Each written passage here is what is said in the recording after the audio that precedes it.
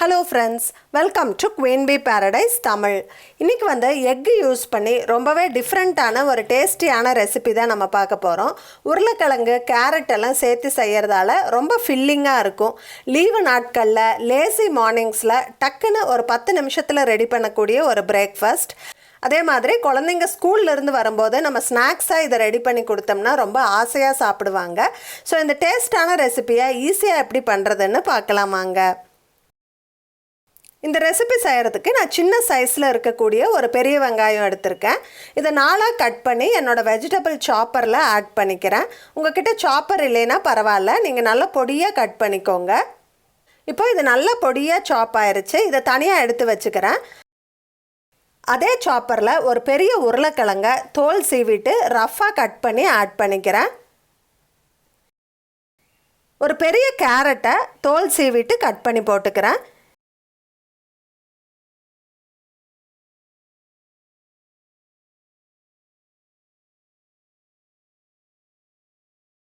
இதை நல்லா பொடியாக சாப் பண்ணணும். இந்த அளவுக்கு சாப் பண்ணியிருக்கணும்.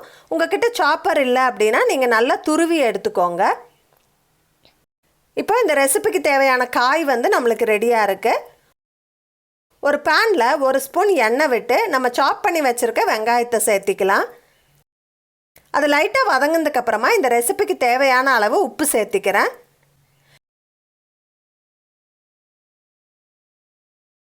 இப்போ நம்ம சாப் பண்ணி வச்சுருக்க காய்கறிகளை சேர்த்திக்கலாம்.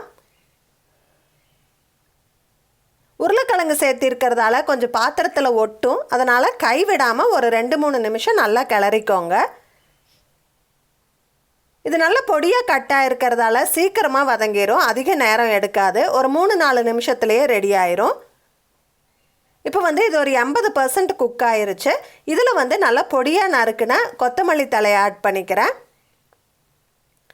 காரத்துக்காக நான் 1 ஸ்பூன் அளவுக்கு சிக்கன் மசாலா பொடி ஆட் பண்ணுறேன். ஒருவேளை உங்கள்கிட்ட சிக்கன் மசாலா பொடி இல்லை அப்படின்னா நீங்கள் உங்கள் காரத்துக்கு தகுந்த மாதிரி மிளகா பொடியும் கூடவே கொஞ்சம் கரம் மசாலாவும் ஆட் பண்ணிக்கலாம். உங்களுக்கு கரம் மசாலா ஃப்ளேவர் பிடிக்காது அப்படின்னா நீங்கள் காரத்துக்கு பெப்பர் கூட ஆட் பண்ணிக்கலாம். இப்போ இது நல்லா வதங்கிருச்சு. இதை நான் வேறு பவுலுக்கு மாற்றிக்கிறேன். அப்போ தான் சீக்கிரமாக ஆறும். நம்ம வதக்கின மிக்சர் ஆறுறதுக்குள்ளே நம்ம முட்டையை பீட் பண்ணிக்கலாம். நான் இன்றைக்கி 5 முட்டை எடுத்திருக்கேன். உருளைக்கிழங்கும் கேரட்டும் பெரிய சைஸில் இருந்ததால் நான் 5 முட்டை எடுத்திருக்கேன். நீங்கள் உங்கள் காய்கறிகளோட அளவுக்கு தகுந்த மாதிரி முட்டை எடுத்துக்கோங்க. இப்போ இதை நல்லா பீட் பண்ணியாச்சு. இதில் நம்ம வதக்கி வச்சுருக்க காய்கறியும் ஆட் பண்ணி மிக்ஸ் பண்ணிக்கலாம். இப்போ நம்மளுக்கு எக் மிக்சர் ரெடியாக இருக்குது. இதை 2 விதமாக நம்ம செய்யலாம். ஃபஸ்ட் மெத்தட் பணியாரக்கல்லில் எண்ணெய் தடவி இதை ஊற்றி 2 பக்கமும் நல்லா வேக வச்சு எடுத்தால் ஃப்ளஃபியான எக் பணியாரம் நம்மளுக்கு ரெடி ஆயிரும். குழந்தைங்கள்லாம் ரொம்ப விரும்பி சாப்பிடுவாங்க. ஆனால் இன்றைக்கி நான் பேனில் தான் செய்ய போகிறேன். ஒரு பேனை சூடாக்கி அதில் கொஞ்சம் எண்ணெய் தடவி இந்த எக் கலவையை ஒரு 2-3 கரண்டி ஊற்றிக்கலாம். இதை ரொம்பவே மிதமான சூடில் குக் பண்ணணும். மூடி வச்சு குக் பண்ணுங்கள். அப்போ தான் ஃப்ளஃபியாக பச்சை வாசனையெல்லாம் இல்லாமல் நல்லா டேஸ்ட்டாக வரும்.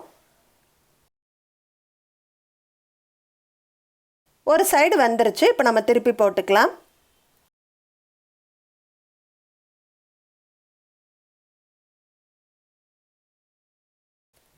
அவ்வளோதான், சூப்பராக ரெடி ஆயிடுச்சு.